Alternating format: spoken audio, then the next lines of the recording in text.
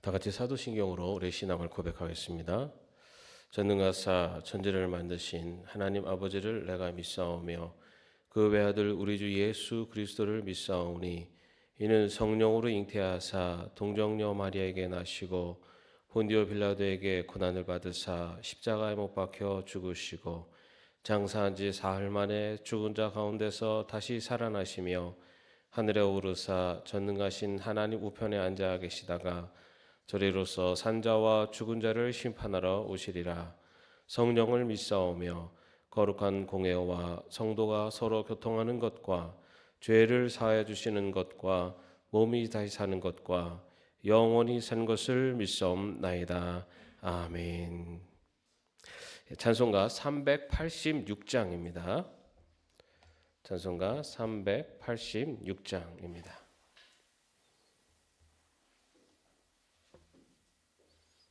함께 찬양하겠습니다.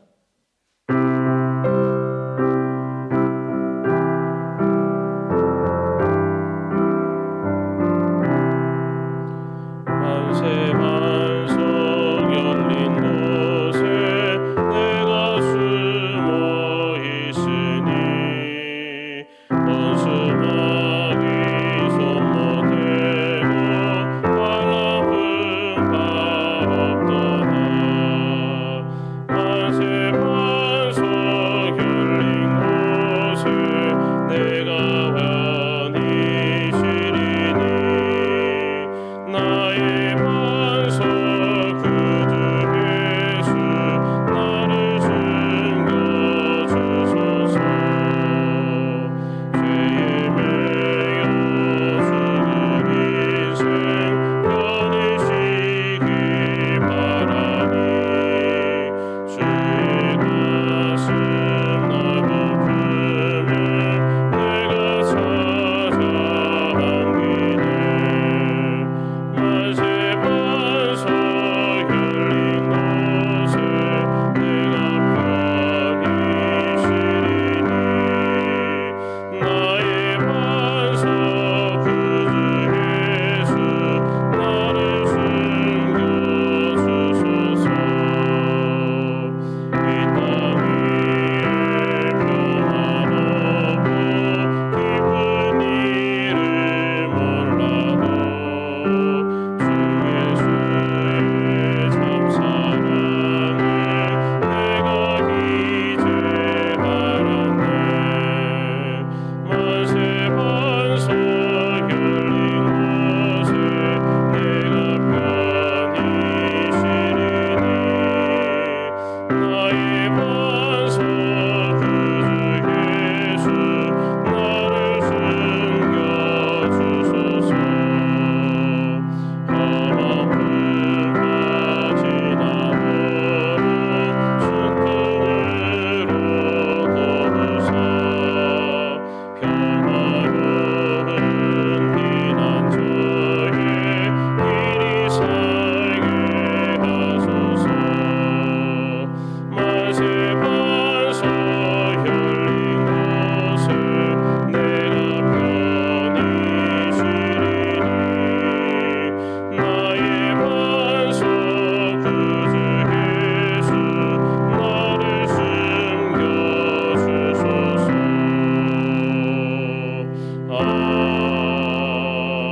아멘. 오늘 말씀은 욥기 15장의 말씀입니다. 욥기 15장 1절에서 4절까지의 말씀입니다. 함께 합독하겠습니다. 대만 사람 엘리바스가 대답하였다. 지혜롭다는 사람이 어찌하여 열을 올리며 궤변을 말하느냐. 쓸모없는 이야기로 논쟁이나 일삼고 아무 유익도 없는 말로 다투기만 할 셈이냐. 정말 너야말로 하나님을 두려워하는 마음도 내던져 버리고 하나님 앞에서 뉘우치며 기도하는 일조차도 팽개쳐 버리는구나. 아멘. 우리가 지금 욥기를 읽고 있습니다. 욥기는 인생의 고난에 대한 문제를 다루고 있습니다. 그러면서 이 욥기를 읽으면서 그 안에서 또 우리가 고난을 당하는 자에 대해서 어떠한 태도를 취해야 되는가라는 것을 또 그것에서 발견을 할 수 있습니다. 여러분 우리가 그 잘 아는 그 말의 힘을 나타내는 속담이 있지 않습니까? 우리가 잘 아는 게 말 한마디에 천냥빚을 갚는다라는 말이 있고요. 또 서양에도 이런 속담 비슷한 격언들이 있는데 혀는 뼈가 없지만 마음을 부술 만큼 강하다라고 하는 이제 그런 이야기들이 있습니다. 또 그것뿐만 아니라 성경에도 보면은 잠언 21장의 말씀에 보면은 죽고 사는 것이 혀의 힘에 달려 있다. 우리가 살아가는 사회 안에서도 또 특별히 성경 안에서도 말의 힘이 상당하다라는 것을 여러 가지 표현들로 그리고 그것은 또 우리 자신도 경험을 통해서 알고 있습니다. 특히 이 부정적인 말이 갖고 있는 그 힘은 우리에게 직접적으로 영향을 많이 끼치게 되는데요. 이게 이제 정말 부정적인 말이 그 과학자들에 의해서도 얼마나 이 사람에게 안 좋은 영향을 끼치는가라는 것이 조사가 되었는데 신경과학자들에 의하면요, 이 부정적인 말을 계속해서 듣게 되면은 그 되뇌 변연계 중에 편도체가 활성화된대요. 이게 어떤 부분이냐면 우리가 그 이렇게 몸에 상처를 입게 되면은 그 고통이 오잖아요.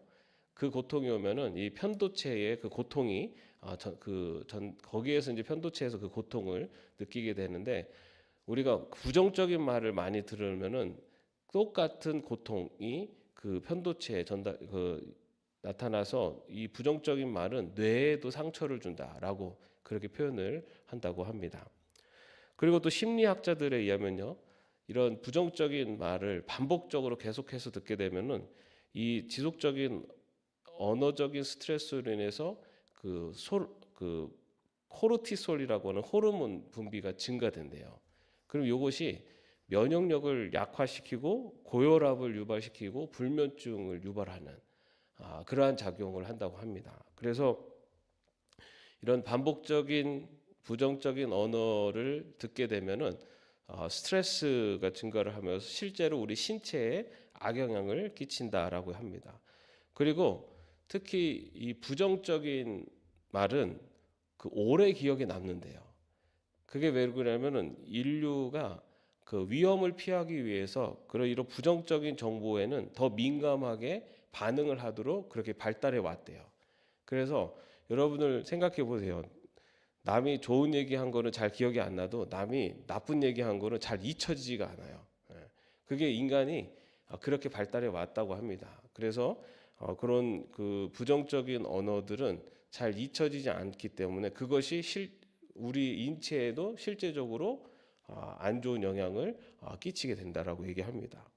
그리고 뇌 발달 연구자들에 의하면요, 어렸을 때 이런 언어적인 학대를 경험한 아동은 그 청각 피질의 구조적인 변형이 나타난대요. 그래서 부정적인 언어를 계속 듣고 그 말로 인해서 그 상처를 받는 경험을 하는 아동 같은 경우는 언어 이해나 또 감정 반응에 대해서 그 부정적인 영향을 끼쳐서 이 부정적인 언어를 많이 들은 아이들은 나중에 성인이 돼서도 부정적인 말에 대해서 굉장히 과민한 반응을 보인다고 합니다.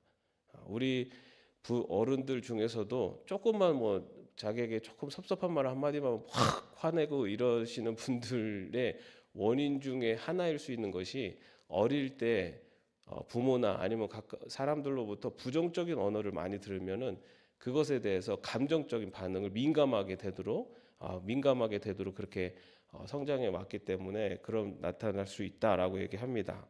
그리고 또 하나는 말을 듣고도 이해를 잘 못하는 그런 경향이 나타난대요. 왜냐하면 부정적인 언어들을 스스로 피하려고 하다 보니까 나중에 어른이 돼서도 어떤 이야기에 대해서 부정적인 언어가 나오면 그것을 이해를 잘 못하는, 그러니까 뇌 스스로가 자기 방어 기제가 나타나서 그것들을 이렇게 안 들으려고 하는 그렇게 된다고도 합니다. 그리고 감정 기복 또는 우울증, 불안장애 이런 것들이 그 아동기 시절에 부정적인 언어를 많이 듣고 그 말로 인한 상처를 많이 입으면은 나타나는 증상이라고 합니다.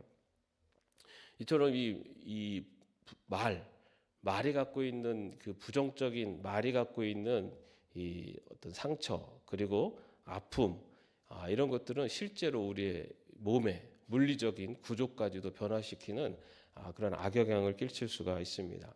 그래서 우리가 어떤 말을 할 때 특별히 어떤 부정적인 이야기나 어떤 말을 할 때는 굉장히 더 조심해야 되고 그리고 그냥 내가 던진 말 한마디에 그 작은 돌 하나를 던지면 그것이 개구리에게는 생사가 오락가락하는 큰 문제가 될 수 있는 것처럼 내가 던지는 말 한마디, 특별히 부정적인 언어들은 상대방에게 있어서는 그런 상처로 다가갈 수 있고 그 사람의 인생에 부정적인 악영향을 끼칠 수 있다라는 것을 생각하면서 말을 해야 된다라고 볼 수가 있습니다. 그래서 이런 말도 있잖아요. 말은 아끼고 생각은 깊이 하라.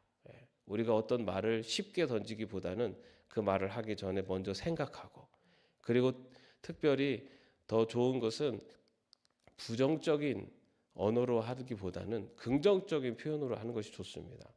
제가 결혼 교육을 할 때도 이 말에 대한 부분을 굉장히 많이 얘기를 해요. 그래서 같은 말을 하더라도 부정적인 언어보다는 긍정적인 언어를 사용해라. 그러면 예를 들어주는 게 결혼하고 나면은 이렇게 그 사람이 변한다.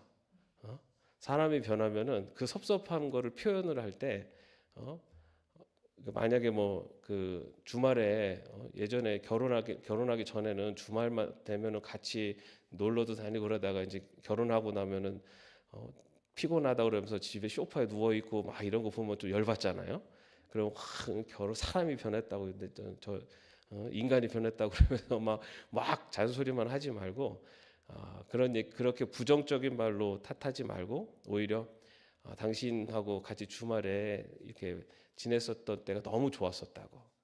그때 당신이 정말 나를 아껴주는 것 같고 그래서 내가 너무 좋았다고. 막 이렇게 긍정적인 이야기를 해서 사람을 변화시켜야지 부정적인 이야기를 하면 억지 추장으로 이렇게 해봐야 사람이 변하지 않는다라는 얘기를 합니다. 그래서 우리가 언제나 말을 할 때 조심해야 되고 특별히 부정적인 말은 누군가에게는 상처로 다가갈 수 있다는 것을 또 우리가 기억해야 된다라고 할 수 있습니다.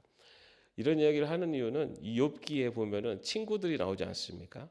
친구들이 나오는데 친구들 이 세 사람이 처음에는 욥이 고통받는 모습을 보고 그 옆에서 같이 있어주면서 그 고통에 같이 동참을 해요. 그런데 시간이 지나고 나서는 이 욥을 이 말로 공격을 하기 시작합니다.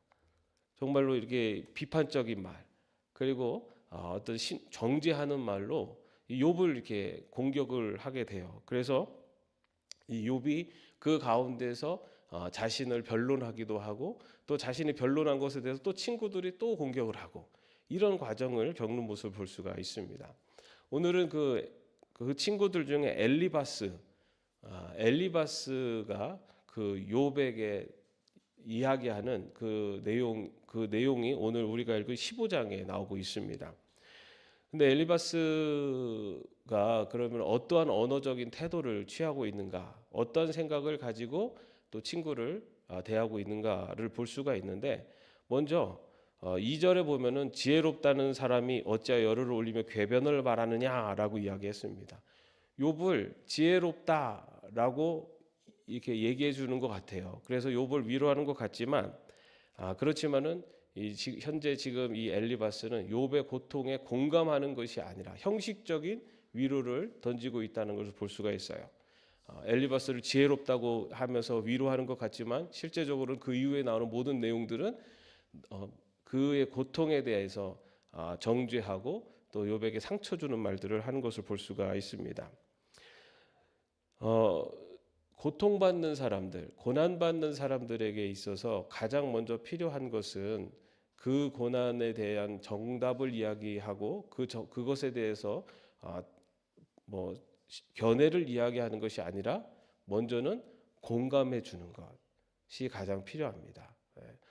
성경에 보면 우는 자와 함께 울라라고 하는 그런 표현들이 있어요. 그것은 우는 사람의 그 그 우는 그 고통, 그 아픔을 먼저 공감해 주라라는 뜻입니다. 그 원인 아니면 그것에 대해서 판단하고 정죄하기보다는 먼저 위로하고 또 그들의 마음을 그들과 공감하라라고 이야기하는 겁니다. 우리나라에서 세월호 사건이 있을 때 그때 참 우리가 반응이 여러 가지로 나뉘었었잖아요. 그것에 대해서 슬퍼하고 아파하는 사람들이 있었는가 하면 그것에 대해서 판단하고 정죄하는 사람들도 있었습니다. 그때 뭐 여러 가지 정치적인 경향 때문에 막 힘들었지만 기독교적인 자세는 우는 자와 함께 우는 것이 먼저입니다. 그것을 판단하는 것은 그 다음이에요. 지금 그 순간에 자식을 잃고 슬퍼하는 사람들, 그 사람들의 고통에 함께하고 그들과 함께 울어주는 것, 이것이 성경적이고 이것이 기독교적인 관점입니다. 근데 그것을 두고서는 그것에 대해서 어떤 다른 생각과 견해를 하면서 이야기를 하는 것은 그건 두 번째 문제예요. 그거는 그 다음이고, 먼저는 우는 자가 있을 때는 함께 울어주고 공감해주는 그 자세가 우리에게 필요합니다.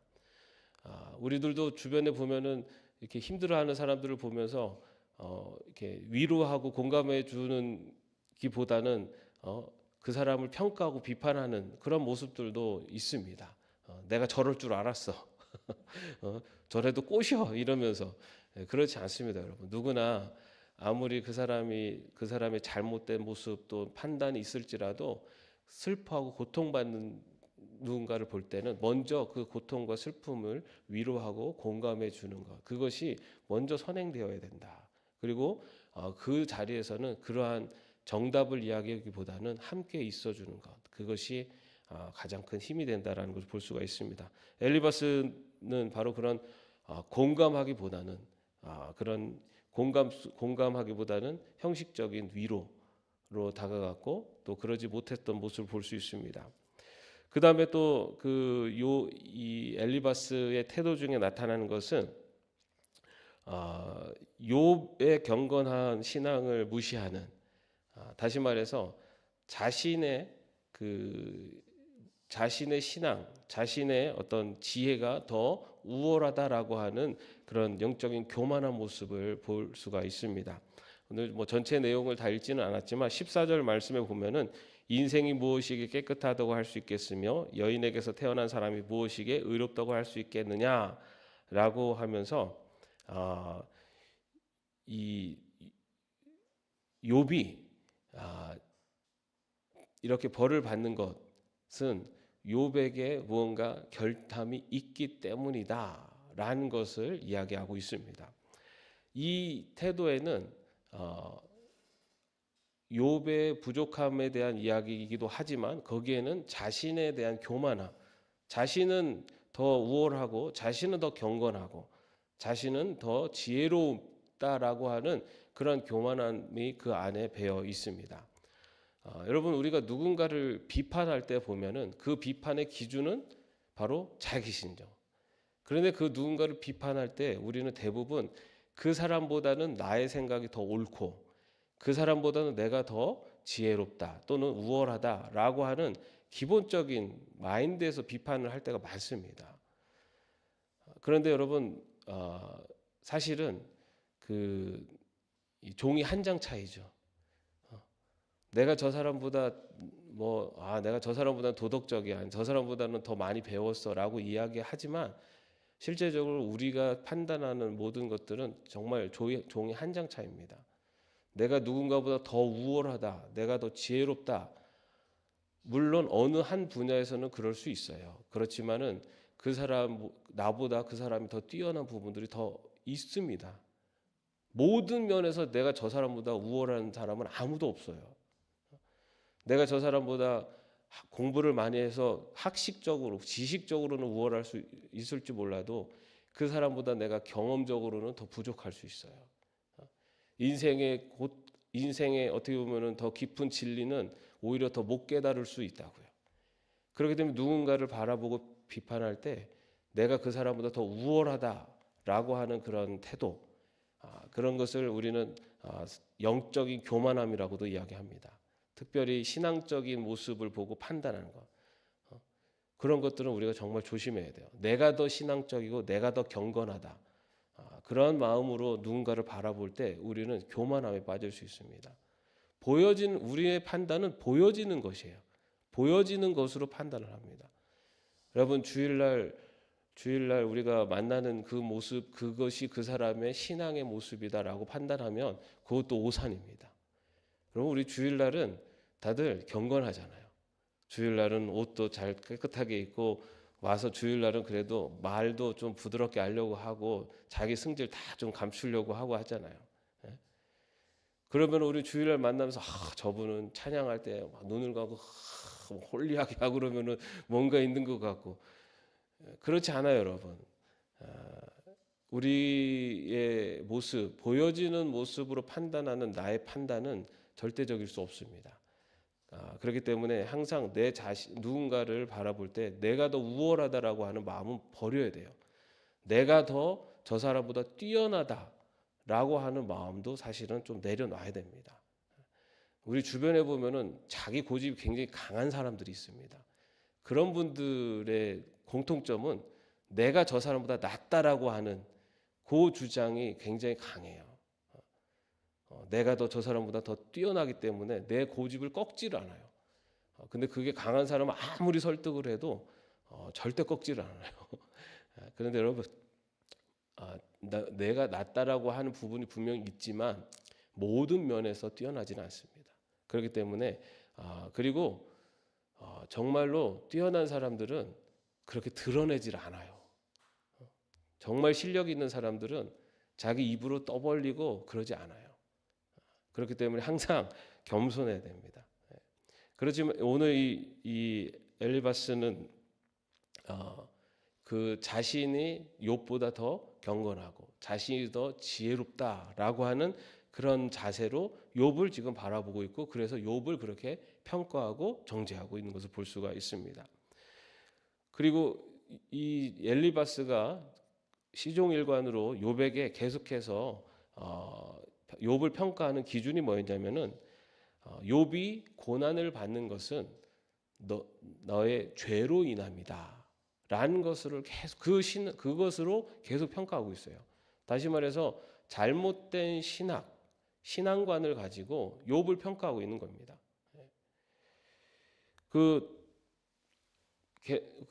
엘리바스의 주장, 다시 말해서 내가 벌을 받는 것은 하나님께 벌을 받는 것이고, 하나님께 벌을 받는 이유는 네가 죄를 지었기 때문이야. 네가 아무리 의롭다고 얘기하지만 너는 우리가 모르는 죄를 지었어. 그렇기 때문에 벌을 받는 거야 라고 하는 자기가 갖고 있는 이 생각, 이것에 대해서 절대적이다라고 생각하면서 지금 욥을 비난하고 있는 것입니다. 아까 말씀드렸던 그런 영적인 교만함, 내 생각과 내 신앙이 절대적이야 라고 하는 그런 생각으로 계속해서 욥을 비난하는데, 특별히 이 고난에 대한 것을 해석하는 데 있어서 인과응보적으로 해석을 합니다. 여러분, 그런데 이 교만은 하나님의 섭리조차도 인간의 이해 속에 가두려고 하는 그런 굉장히 큰 교만이라고 할 수가 있습니다. 하나님조차도 인간의 생각 속에 가두려는 것입니다. 여러분, 우리가 하나님을 다 알 수 있습니까? 없습니까? 없습니다. 만약에 인간이 하나님을 다 알 수 있다면 하나님은 유한자가 아니라 무한자가 되는 거예요. 다시 말해서 우리는 우리는 유한자죠. 인간이 유한자, 하나님 무한자. 우리가 하나님을 다 알면 하나님은 하나님이 아니에요. 우리 인간은 하나님을 다 알 수 없어요. 그렇기 때문에 우리 인생에 생기는 모든 것들의 해답을 우리는 다 알 수 없어요. 특별히 고난에 대한 문제에 있어서는 하나님의 섭리를 우리는 다 알 수 없습니다. 그런데 지금 이 엘리바스는 하나님의 그런 섭리조차도 인간의 생각 안에 딱 가두어서 그것으로 상대방을 비난하는 것을 볼 수가 있습니다. 이것은 자신의 생각이 절대적이라고 하는 그런 교만함에 근거하고 있다고 할 수가 있습니다. 오늘 엘리바스가 이 욥을 판단하고 정죄하는 그런 모습을, 그리고 공감하지 않으면서 욥을 이렇게 정죄하는 모습을 보게 됩니다. 오늘 우리가 이런 엘리바스와 같은 그런 실수를 하지 않았으면 좋겠습니다. 우리가 누군가에게 어떤 언어를 사용할 때 먼저는 공감하는 그런 마음, 그런 태도, 그리고 내 생각을 절대적이라고 하는 주장을 가지고 상대를 비판하거나 정죄하는 그러한 태도를 버리고, 나도 한계가 있고 내 생각이 다일 수 없다라는 그런 마음으로, 겸손한 마음으로 상대방을 대할 수 있는, 그래서 부정적인 말보다는 긍정적인 언어를 통해서 오늘 만나는 누군가에게 상처를 주는 날이 아니라 누군가를 일으켜 세우고 힘을 줄 수 있는 그러한 오늘 하루가 되시기를 주님의 이름으로 축원합니다. 기도하겠습니다. 하나님, 우리들이 언어가 누군가에게 혹여나 상처가 되고 아픔이 되지는 않았는지 다시 한번 우리 자신을 돌아보게 하옵소서. 나의 생각이 절대적이고 내가 다른 사람들보다 더 우월하다고 하는 교만함을 가지고 사람들을 대하고 있지는 않았는지 다시 한번 나 자신도 돌아보게 하옵소서. 주님, 오늘 하루 나의 혀를 주님께서 주장하여 주셔서 사람을 세우고 용기를 주고 그리고 위로하는 그러한 오늘 하루가 될 수 있도록 하나님께서 함께하여 주옵소서. 예수님의 이름으로 기도합니다. 아멘. 하늘에 계신 우리 아버지여, 이름이 거룩히 여김을 받으시오며 나라의 마옵시며 뜻이 하늘에서 이룬 것 같이 땅에서도 이루어지이다. 오늘날 우리에게 일용할 양식을 주옵시고 우리가 우리에게 죄진 자를 사하여 준 것 같이 우리 죄를 사하여 주옵시고 우리를 시험에 들게 하지 마옵시고 다만 악에서 구하옵소서. 대개 나라와 권세와 영광이 아버지께 영원히 있사옵나이다. 아멘.